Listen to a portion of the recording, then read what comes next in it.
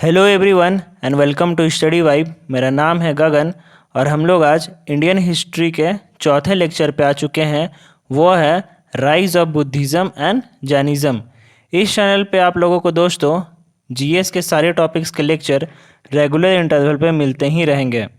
आज हम लोग बुद्धिज़्म और जैनिज़्म के बारे में डिस्कस नहीं करेंगे, बल्कि ये डिस्कस करेंगे कि बुद्धिज़्म और जैनिज़्म कब, क्यों और कैसे एज अ न्यू रिलीजन उभर के आए और अन्य क्या क्या फैक्टर शामिल थे।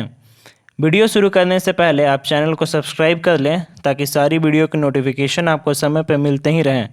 और अगर आपको वीडियो पसंद आ रहा है तो इसे शेयर ज़रूर करें। साथ ही साथ अगर आपको लेक्चर का पीडीएफ और उसके इम्पॉर्टेंट क्वेश्चन हमारे टेलीग्राम चैनल स्टडी वाइब पे अवेलेबल कर दिए जाएंगे, और कोई भी क्वेरीज हो तो आप मुझे सीधा इंस्टाग्राम हैंडल पे डायरेक्ट मैसेज कर सकते हैं। दोनों सोशल मीडिया हैंडल का लिंक नीचे डिस्क्रिप्शन में दिया हुआ है। लेक्चर शुरू करने से पहले हम लोग इंडियन हिस्ट्री का टाइमलाइन देख लेते हैं। मैंने आप लोगों को बताया था दोस्तों, इंडियन हिस्ट्री 3 पार्ट में डिवाइड है। जो पहला पार्ट है वो है एंशिएंट हिस्ट्री, दूसरा पार्ट है वो है मेडिवल हिस्ट्री, और जो तीसरा पार्ट है वो है मॉडर्न हिस्ट्री। हम लोग आज एंशिएंट हिस्ट्री के पार्ट के बारे में ही डिस्कस करेंगे। एंशिएंट हिस्ट्री की टाइमलाइन की बात करें तो भारत में इतिहास का शुरुआत 2500 बीसी में तो हो चुका था, पर 2300 बीसी आते आते 2350 बीसी से लेके 1750 बीसी तक हमारे यहाँ इंडस वैली सिविलाइजेशन के लोग रहा करते थे। और उसके बाद 1500 बीसी से लेके 600 बीसी तक आर्यंस रहा करते थे। आर्यंस का भी टाइम पीरियड 2 पार्ट में डिवाइड है। जो पहला पार्ट है वो है 1500 बीसी से लेके 1000 बीसी, और जो दूसरा पार्ट है वो है 1000 बीसी से लेके 600 बीसी। और 600 बीसी आते आते बुद्धिज़्म और जैनिज़्म का जन्म हुआ। हम लोग आज इसी के बारे में डिस्कस करेंगे कि बुद्धिज़्म और जैनिज़्म नए धर्म के रूप में 600 बीसी के बाद क्यों उभर के आए। बुद्धिज़्म और जैनिज़्म को हमें बस एक नए धर्म के रूप में नहीं देखना चाहिए, बल्कि इसे सोशियो रिलीजियस रिफॉर्म मूवमेंट के रूप में देखना चाहिए। अगर हम पूरे वर्ल्ड में बात करें तो जिस जिस देश में धर्म को लेकर डिस्क्रिमिनेशन हुआ है, वहाँ वहाँ सोशियो रिलीजियस रिफॉर्म मूवमेंट हुआ है। अगर हम लोग इंडिया की बात करें तो चाहे वो एंशिएंट इंडिया हो, मेडिवल इंडिया हो या फिर मॉडर्न इंडिया हो, तीनों में सोशियो रिलीजियस रिफॉर्म मूवमेंट हुए हैं। इसके बारे में हम लोग आगे चल के डिटेल में डिस्कस करेंगे इसी लेक्चर पे। बुद्धिज़्म की बात करें तो बुद्धिज़्म की शुरुआत गौतम बुद्धा के द्वारा किया गया था, और जैनिज़्म का शुरुआत महावीरा के द्वारा। नेक्स्ट है reason for rise of Buddhism and Jainism. Reason को देखें दोस्तों तो बुद्धिज़्म और जैनिज़्म के जन्म के 2 रीज़न थे। वो पहला जो रीज़न है वो है सोशल रीज़न, और जो दूसरा रीज़न है वो है इकोनॉमिक रीज़न। ये 2 बड़े ही इंपॉर्टेंट फैक्टर्स हैं बुद्धिज़्म और जैनिज़्म के जन्म के। इसके बारे में भी हम लोग आगे चल के डिटेल में डिस्कस करेंगे। पहले रीज़न को देखते हैं, वो है सोशल रीज़न। सोशल रीज़न को भी देखें तो सोशल रीज़न में भी 3 बड़े ही इंपॉर्टेंट पॉइंट बताए गए थे। जो पहला रीज़न है 3 बड़े इंपॉर्टेंट पॉइंट में, वो पहला है reaction to the varna system of later Vedic period, दूसरा Vaishyas wanted to improve their social status, और तीसरा बेंड टुवर्ड्स प्रिमिटिव लाइफ। एक एक करके सारे टॉपिक को हम डिटेल में डिस्कस करेंगे। रिएक्शन टू वर्ना सिस्टम को देखें तो आर्यंस के समय क्या हुआ था कि जो लोग वर्क या काम किया करते हैं उनके अनुसार से उन्हें डिवाइड किया गया था। जैसे जो लोग पूजा कराते हैं उसे ब्राह्मण्स कहा गया, जो वार में लड़ते हैं उन्हें क्षत्रिय, जो व्यापार करते हैं उन्हें वैश्य, और जो ब्राह्मण, क्षत्रिय और वैश्य की मदद करते हैं उन्हें शूद्र कहा गया। जैसे जैसे टाइम पीरियड आगे बढ़ता गया सारे डिवीज़न रिजिड होते गए। पहले क्या था, जो रिलीजन था वह उसके काम से डिसाइड होता था, पर बाद में लेटर वैदिक पीरियड आया जो 1000 बीसी के बाद आया। उसमें आदमी का या इंसान का या व्यक्ति का जो भी धर्म है वो उसके जन्म से ही मिलता। अगर कोई व्यक्ति या कोई बच्चा ब्राह्मण्स के यहाँ पैदा हुआ तो वो ब्राह्मण्स बनेगा, क्षत्रिय के यहाँ क्षत्रिय, वैश्य के यहाँ वैश्य और शूद्र के यहाँ शूद्र। और चारों डिवीज़न में बहुत ही डिस्क्रिमिनेशन शुरू हो गया। जो ब्राह्मण्स और क्षत्रिय थे वे टॉप पे रहने लगे, वैश्य मिडिल पे और शूद्राज सबसे नीचे। ब्राह्मण्स कहा करते थे कि वो सीधे भगवान से संपर्क कराते हैं और सारे रिचुअल्स और सेक्रिफाई ब्राह्मण्स बताते, इसलिए वे टॉप पे रहेंगे। वहीं दूसरी ओर क्षत्रिय कहता है कि वो राजा है और सारे लोगों का रक्षा वही करता है, इसलिए क्षत्रिय टॉप टॉप पे रहेगा। ये पावर को लेके ब्राह्मण्स और क्षत्रिय के बीच में बहुत सारे कॉन्फ्लिक्ट हुए हैं। एक सर्टेन टाइम पे जाके दोनों एक पॉइंट पे कंप्रोमाइज़ भी कर लिए थे। पर याद रखिएगा दोस्तों, कंप्रोमाइज़ ज़्यादा टाइम पे नहीं चलता है, ज़्यादा टाइम तक चलता है वो होता है कंसेंसस। कंप्रोमाइज़ का मतलब होता है ठीक है देख लेंगे, जैसा चल रहा है चलने दो। वहीं कंसेंसस का मतलब होता है कि एक सर्टेन पॉइंट पे दोनों आके एग्री हो गए हैं। इसलिए ब्राह्मण्स और क्षत्रिय के बीच हमेशा पावर को लेकर डिस्प्यूट होता। वहीं दूसरी ओर वैश्य वैश्य जो था वो इसलिए नाराज था क्योंकि वैश्य एक तो प्रोड्यूसर है, दूसरा डिस्ट्रीब्यूटर है और तीसरा वैश्य ही टैक्स पे करता है। पूरी की पूरी इकोनॉमी वैश्य चलाता है। जो इकोनॉमी चलाएगा देश भी वही चलाएगा और वही काम वैश्य करता था और वैश्य को हमेशा इन्फीरियर ट्रीट किया जाता था, इसलिए वैश्य भी वर्ण सिस्टम से खुश नहीं था। चौथा जो था वो था शूद्र। शूद्र को तो कहीं भी ट्रीट अच्छे से नहीं किया जाता था, उसे हमेशा नीची नज़रों से देखा जाता था, डिस्क्रिमिनेशन बहुत ज़्यादा था। लोग शूद्र और वैश्य से बात करना भी पसंद नहीं करते थे।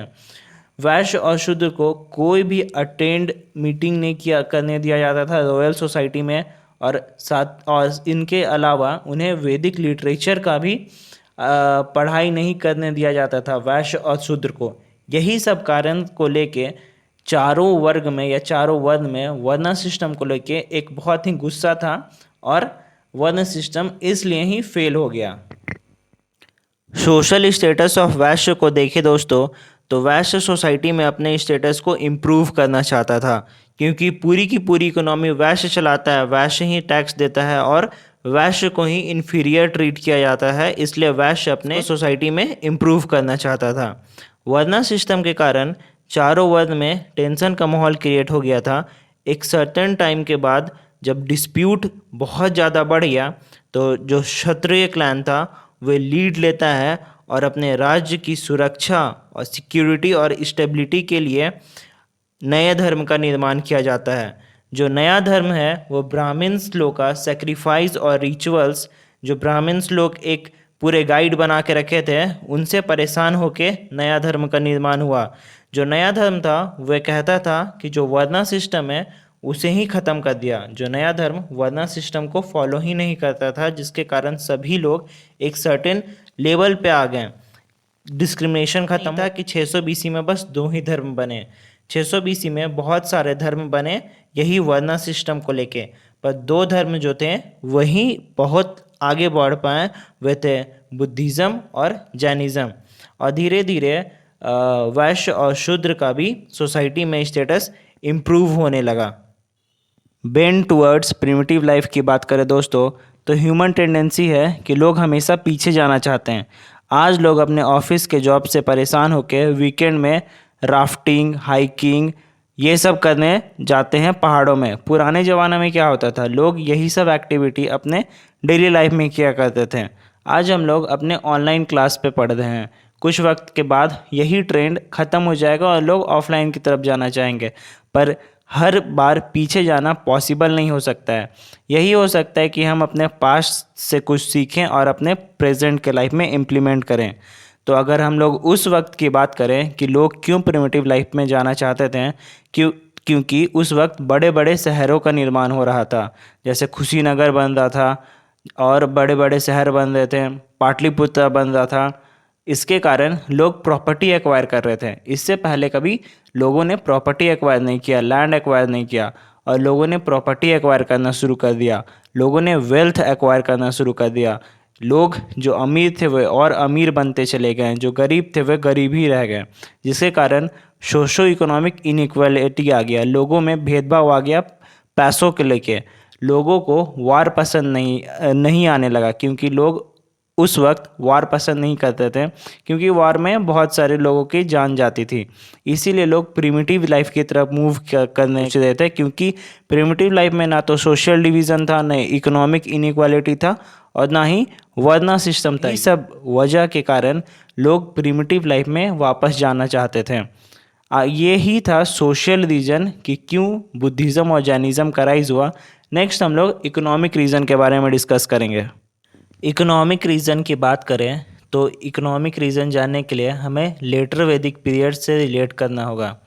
जब लेटर वैदिक काल आया तब लेटर वैदिक काल में एग्रीकल्चरल इकोनॉमी की शुरुआत हुई, जो ईस्टर्न उत्तर प्रदेश और बिहार वाले क्षेत्र में हुई थी।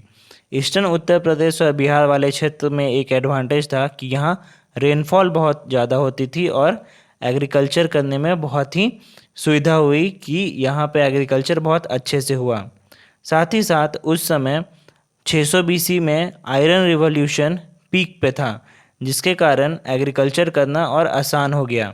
लोहा की मदद से लोगों ने फॉरेस्ट क्लियर किया और सेटल लाइफ की भी शुरुआत हो गई। जब लोग सेटल हो गए तो लोगों की ज़रूरत बढ़ जाती है। लोग एग्रीकल्चर तो करते थे, लोग आयरन से तो प्लाव बना लेते थे या हल बना लेते थे, पर उन्हें जानवर नहीं मिलते थे क्योंकि उस वक्त वैदिक सेक्रीफाइस भी पीक पे थी। अब ब्राह्मण्स जो थे उन्हें कैटल चाहिए वैदिक सेक्रीफाई के लिए, और वैश्य जो थे उन्हें भी कैटल चाहिए एग्रीकल्चर के लिए, और एग्रीकल्चर से ही उस वक्त इकोनॉमी चलती थी। उस वक्त वैश्यों को कुछ ऐसा चाहिए था जिसके कारण उन्हें जानवर का बलि ना देना पड़े या सेक्रीफाई ना करना पड़े। और उसी समय बुद्धिज़्म और जैनिज़्म दो नए धर्म उभर के आए जो सेक्रीफाई को नहीं मानते थे, जिसके कारण वैश्य ने बुद्धिज़्म और जैनिज़्म को बड़ा सपोर्ट दिया और बुद्धिज़्म और जैनिज़्म लार्ज स्केल पे फैल गए। यही था इस लेक्चर के बारे में, rise of Buddhism and Jainism, और ये लेक्चर ख़त्म हो गया। नेक्स्ट है thank you and see you in the next lecture. और अगर आपको इस लेक्चर पसंद आ रहा है तो इसे शेयर ज़रूर करें और चैनल को सब्सक्राइब करके ही जाएं। लेक्चर का PDF और उसके इम्पॉर्टेंट क्वेश्चन हमारे टेलीग्राम चैनल स्टडी वाइब पे अवेलेबल कर दिए जाएंगे। और अगर आपको कोई भी क्वेरीज हो या कोई भी दिक्कत हो तो आप मुझे सीधा इंस्टाग्राम पे डायरेक्ट मैसेज कर सकते हैं। दोनों सोशल मीडिया हैंडल का लिंक नीचे डिस्क्रिप्शन में दिया हुआ है। और believe it can be done. Thank you.